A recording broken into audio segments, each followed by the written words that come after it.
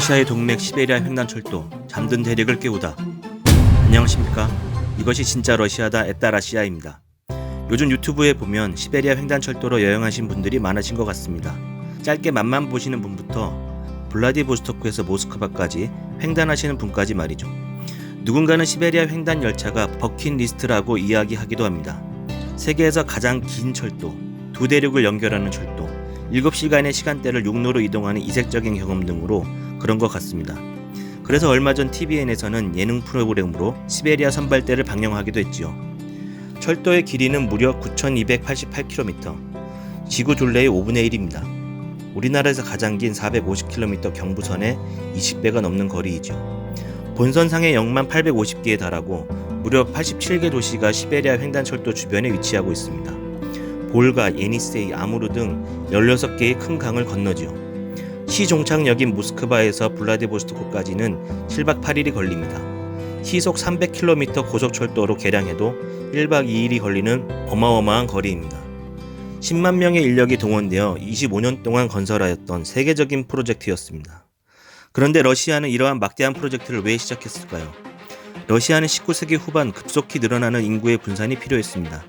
인구가 늘어 1인당 경작지는 줄어만 갔고 농민들은 불만이 쌓였죠. 당시 활발했던 공업화도 농촌의 유효 인력을 흡수하기에는 부족했습니다. 시베리아를 개발한다면 인구를 분산할 수 있다고 생각했죠.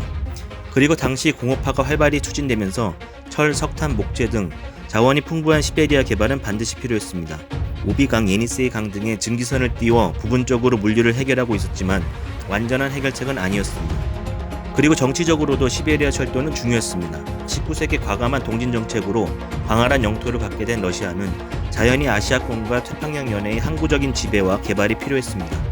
특히 1860년 청나라로 연해주까지 얻은 러시아에게 블라디보스토크는 경제적 군사적으로 그 중요성이 매우 커지게 되었죠. 시베리아 횡단철도는 당시 러시아가 직면하고 있던 정치적, 경제적 재반 문제를 한꺼번에 해결할 수 있는 묘책이었습니다. 1891년 러시아 황제 알렉산드르 3세는 시베리아 횡단철도 부설을 위한 칙령에 서명을 합니다. 1888년 프랑스로부터 대규모 차관 도입이 성사된 것도 한 배경이었죠. 1891년 3월 서쪽의 짤랴빈스크 그리고 5월에는 동쪽의 블라디보스토크에서 공사가 시작되면서 6개 구간에서 동시에 공사가 전개되었습니다. 블라디보스토크 기공식에는 당시 황태자였던 니콜라이가 직접 참가해 첫 돌을 놓기도 했죠. 하지만 철로를 놓는 것은 쉬운 일이 아니었습니다. 울창한 숲이 빽빽한 타이가 지역을 통과해야 했고 여름이면 질퍽거리고 겨울이면 얼어버리는 땅에 길을 놓아야 했습니다. 공사 현장에는 대부분 군인이나 시베리아에 유배된 죄수가 투입되었는데 자금을 아끼려고 다이너마이트는 되도록 쓰지 않고 도끼, 삽, 곡괭이 등 원시적인 도구로 길을 닦았지요. 겨울에는 얼어 죽을 것 같은 날씨와 싸워야 했고 여름이면 시베리아에 엄청난 무기대와 전쟁을 벌여야 했습니다. 나중에는 중국 노동자들까지 동원되었는데 매년 600km씩 철로를 까는 당시로서는 엄청난 속도였습니다. 시베리아 철도 건설의 제일 주역은 비테였습니다. 1889년 철도국장, 1892년 2월 운수장관을 거쳐 8월 재무장관이 된 비테는 철도 건설과 공업화 추진에 심혈을 기울였습니다. 아무르강 구간에 난공구가 많아 진척이 되지 않자 비테는 치타에서 북만주를 거쳐 블라디보스토크로 연결하는 노선으로 변경을 검토합니다. 기회를 엿보던 비테는 청일전쟁의 패배로 위기에 몰린 청나라를 도와주면서 그 대가로 1896년 러청조약으로 북만주 경유 철도 부설권을 얻는데요. 이것이 바로 동청철도였습니다. 그렇게 하여 바이칼 호수 구간이 연결되지 못하였지만 1903년 7월 모스크바에서 블라디보스토크까지 첫 개통을 하게 됩니다.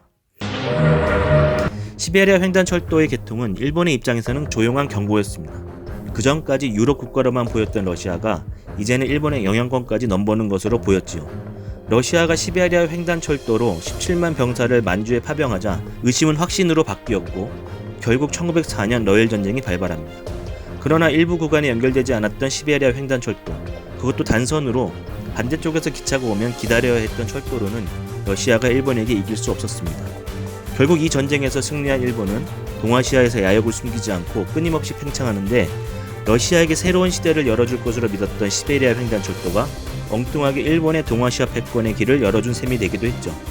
연결하지 못하였던 바이칼 호수 구간은 거대한 페리에 기차를 실어 옮겼었는데요. 러일 전쟁 기간 중 결국 바이칼 호수 남쪽을 도는 환바이칼 철도 건설을 시도하여 1905년 완공합니다. 완벽하게 모스크바에서 블라디보스토크까지 연결이 된 것입니다. 그러나 러일 전쟁 패배로 청나라를 통과하는 노선은 전략상 약점이었죠.